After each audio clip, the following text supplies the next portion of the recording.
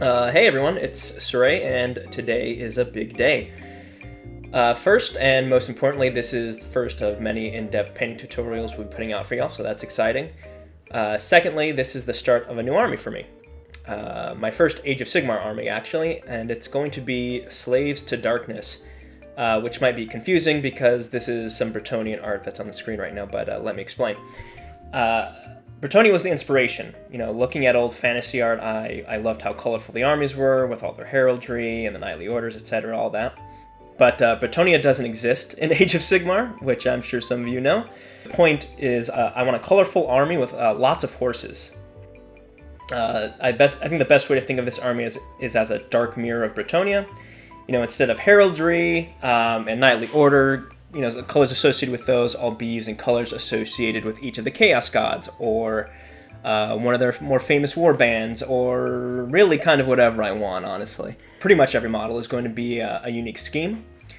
Each model is going to be an opportunity to try some new techniques or paints out, which is frankly daunting. Well, equally as daunting as it is exciting, I guess is the way I'd put it.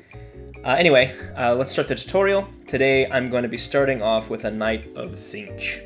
Alright, so you're going to start off by priming your model with a glossy black.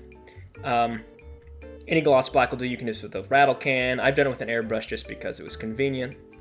And now what I'm doing is I'm spraying some Scale 75 Inktense Violet in the shadows. And you'll see up next I'll be painting some dark Prussian blue up top. Now, you don't have to do this step, but this is kind of a sketch for me. The point of me doing this is that I'm trying to see what the colors are going to look like once I put the actual Colorshift colors on. Because the two color shifts I'm using are not exactly equal. They're both violet blue, but they're kind of in different proportions. So right now I'm putting the Vallejo Electric Blue Intense Violet, which has much more violet in it. So I'm spraying this in the areas where I sprayed the violet, because I used the ink as a reference. What I'm going to do next is I'm going to basically spray from above all the highlighted areas, the areas that were previously Prussian blue ink. I'm going to be painting those with Turbo Dork Cold Open, which is, again, a blue-violet, but much more leaning on the blue side of the spectrum. If you're going to be working with these paints, I think you pretty much have to use an airbrush. At least that's what both of the instructions say. I suppose you could use a brush. I did end up using a brush to fix some mistakes, when I got paint elsewhere, but I don't think it's really ideal. Especially with the Turbo Dork, you have to put so many layers. It would be a pain to paint it by brush, by hand. So now for the reins, I'm going to be using Citadel Caldor Sky. This is like pretty like medium blue. And I'm be painting the reins, and he also has a cloth underneath his, between him and the saddle, which you'll be able to see later on. You can see me painting it right now. Yeah, just make sure you're probably going to put 2 coats on. Just make sure you're keeping it thin and smooth. Once you're done with that, we're going to move on to Techless Blue, which will show up on the screen in a moment. And I just wanted to say, if you're uncomfortable, with your light placement, it's something I'm still working on. I'm not very good at it. The best thing to do is put your model directly under a lamp and use the reflections as a reference. So you can see, it almost looks like I'm not painting anything because the light from the lamp is basically already highlighting everything, so you can barely see the paint I'm applying, but it is a fairly big jump in the 2 colors. You'll be able to see once we finish the model and give it a rotation. Finally, for the brightest highlights, mostly on the edges, I'm using Vallejo Light Turquoise. You could also just add some white into your previous Techless Blue if you don't want to bother getting a new paint. I just had all these paints laying around, so it was easier to just pick a new one up. Alright, now we're moving on to the cloak, and I am basing this in Vallejo Turquoise. Not light turquoise, this is a different color. And the reason I'm doing this differently than the reins and the cloth is that I wanted the cloak to stick out a little more. I didn't want it to be exactly the same. So just make sure you get probably 2 or 3 good coats on there. Make sure it's smooth. And then what you're going to do is you're going to get a 1-to-1 mix of contrast medium and Citadel Leviathan purple. Make sure it's pretty thin. And you're going to paint the cloak in this. And this is going to do all the shading for you. My main point of recommendation when applying contrast to large flat surfaces is make sure you end your strokes, your brush strokes in the shadows or off the model if you can. Once that's dried up, you're going to come back with Vallejo Turquoise, the original base coat, and you're just going to repaint most of the cloak, just leaving that purple in the shadows. If you're not super happy with your layering and you want to smooth out the transitions, you can go back and glaze in with that mix of Leviathan purple and contrast medium. And I'll just take advantage of this awkward silence to ask you to like and subscribe if you are enjoying this content or if you want more of this. We'd really appreciate it. It really helps us out. And if this is your first time seeing us, we also stream many times a week. Not just me. We also get Zach and Meg and other people. So check us out. So now I'm going to paint Vallejo Light Turquoise on the... it's more of a layer. I don't want to say it's exactly a highlight, but I'm only really focusing on the sharpest points, so you see there's a lot of wrinkles there. I'm not putting this Vallejo Light Turquoise on the large sections of the cape. I'm letting the regular turquoise, kind of do the heavy lifting there. Now we're going to do Vallejo Blue Green on the sharpest edges of the cloak. You can also go back and, if you want to sharpen up those previous layers of light turquoise, you can add some of this in there. All right, now for the horse itself, which I don't know if you noticed, I blacked it out with Vallejo Monocolor Black. Doesn't really matter. I'm just glazed. I glazed in some Vallejo Mirage Blue, and now I'm adding a second layer just to give it a bit of a highlight. You can highlight however you prefer to highlight black. That's just how I like to do it. For the gold, I like to base coat with scale 75 decayed metal. It's this kind of browny, brassy, orangey. I don't even really know what color. It's a million colors in one, it turns out. It's a great color to base your gold, warm colors in.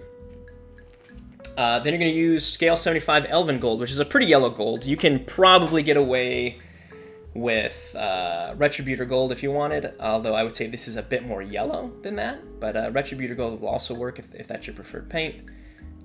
Just make sure you have room. You leave your when you're choosing your gold paint, make sure you can go up at least one more layer, because we are going to highlight with an even more yellowy gold, which in this case is AK Gold, which is just about the brightest, yellowest gold I've ever used. I highly recommend it. I just randomly found it in a shop, never seen anyone use it. It's good stuff. And we're basically spot highlighting here, so I'm really only focusing on the top edges, not edge highlighting, although you could do that if that's your preferred style. I'm actually just going to paint the upward surfaces. All right, now we're painting the bone. He has some skulls hanging off of his armor there, and base coating in a English uniform, which is a pretty matte, khaki brown. Okay, so there's a couple different ways you can highlight bone.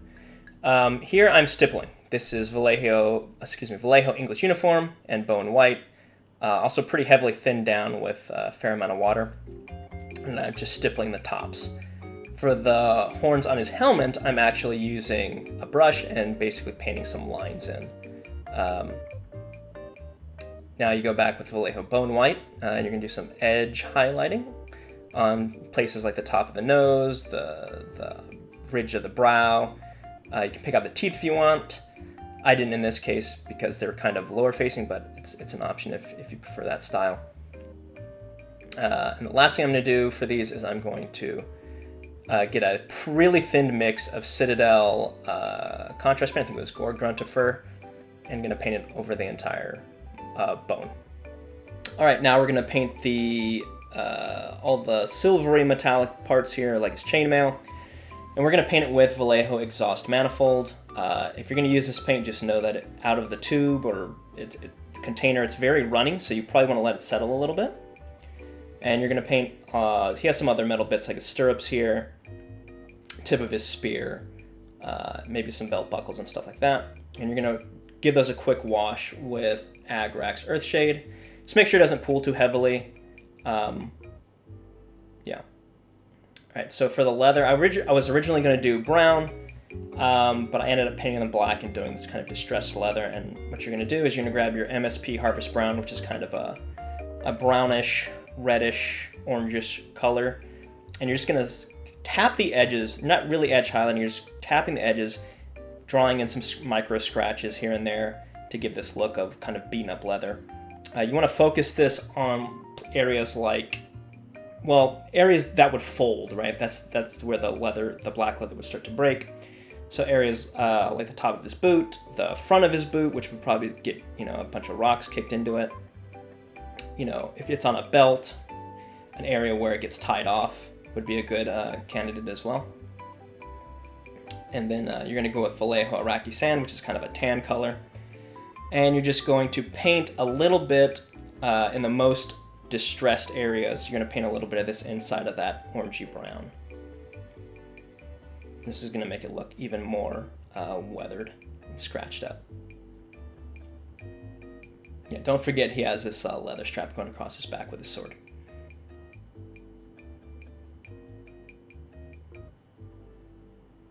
All right, and then after we've let that Agrax Earthshade dry, we're going to come back and do a quick dry brush on the chainmail here. And if you're doing it in smaller areas like some belt buckles or anything like that, just use a regular brush and highlight it regularly.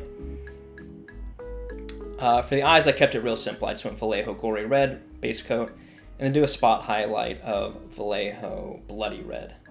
Highly recommend these new Vallejo Game Color series. They're much improved from the previous iterations.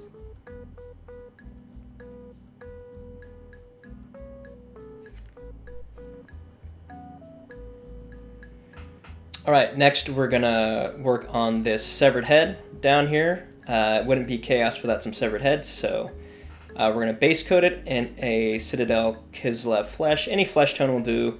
I prefer to work with lighter skin tones because of the next step, which is putting some contrast Dreadful Visage, which is this translucent purple. And this is great because it makes the skin look dead, like the blood has gone out of it. And just before you do the Dreadful Visage, glaze some bloody red around the eyes and mouth. But also it works well because our scheme is already kind of bluish purple, so it's great because it ties it back into the rest of the model. It's not too jarring of a color difference. As for the hair, I just painted it the same way I did the horse, base coated black, highlighted with French Mirage Blue, just to tie it in with the rest of the model.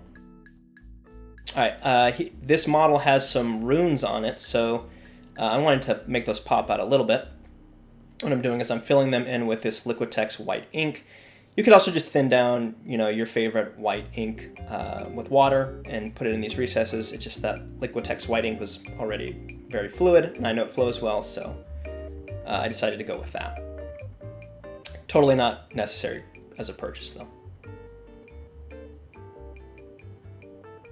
Now, there's a couple different colors you could go with. I decided to go with green, just because I really like this this next color, which is Liquitex Vivid Lime Green, which is an insanely bright, lime green.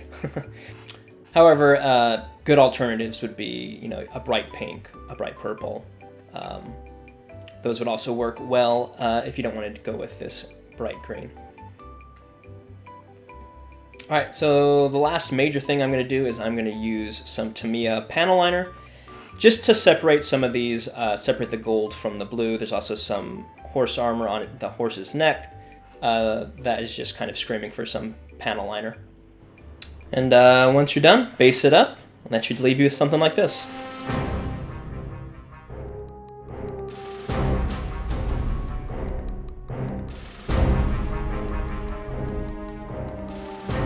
And that's it done.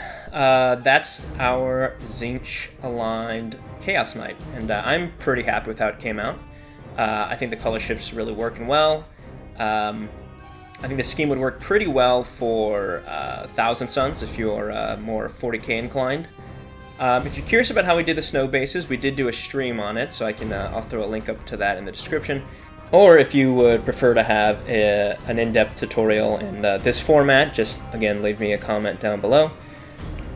And finally, if you did enjoy this video, please like and subscribe. There will be more forthcoming.